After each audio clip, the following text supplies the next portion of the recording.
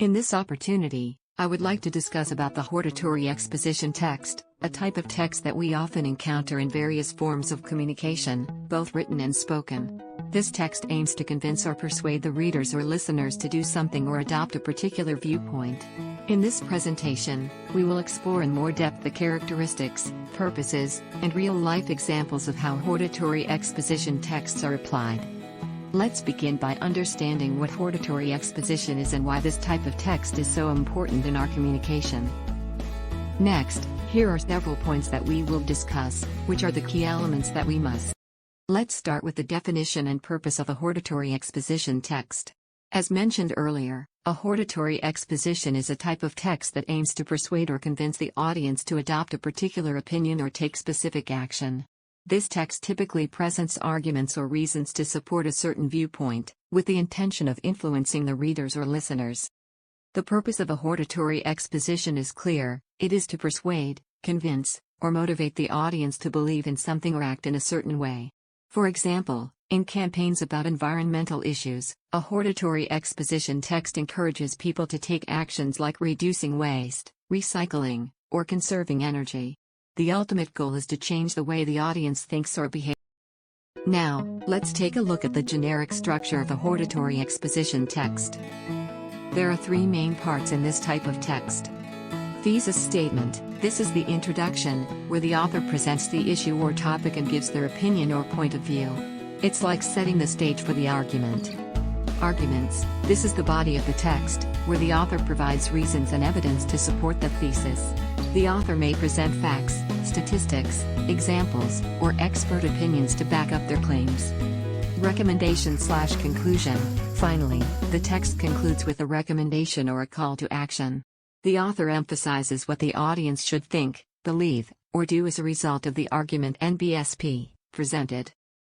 Next, we'll discuss the expression of stance in hortatory exposition text. This refers to how the writer expresses their opinion or stance on the topic. In this type of text, the writer's position on the issue is clearly stated, and they may use various expressions to show their point of view, such as expressions of stance. My point of view about is. From my point of view. Personally, I believe.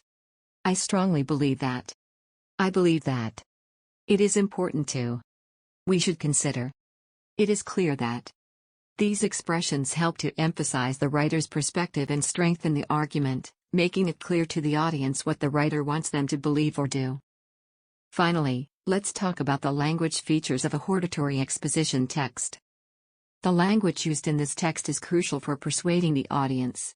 Some common language features include modal verbs. Words like should, must, ought to, have to are used to express necessity or obligation.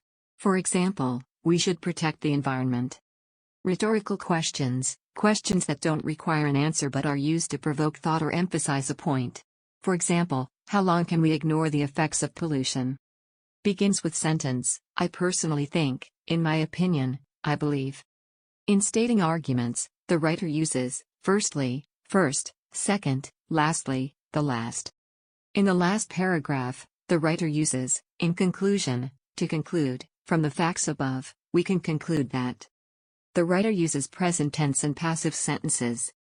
The writer uses modals, should, must. Causal and conditional conjunctions. These help in linking ideas, showing cause and effect. For example, if we reduce waste, we can save the planet. Adjectives and adverbs. These are used to emphasize or intensify the argument. For example, immediate action is urgently needed. These language features make the text more persuasive and help convey the message more effectively. In summary, understanding the definition, purpose, generic structure, expression of stance, and language features of a hortatory exposition text allows us to appreciate how it works in influencing and persuading an audience. Now, let's move on to see how these elements are applied in real-world examples.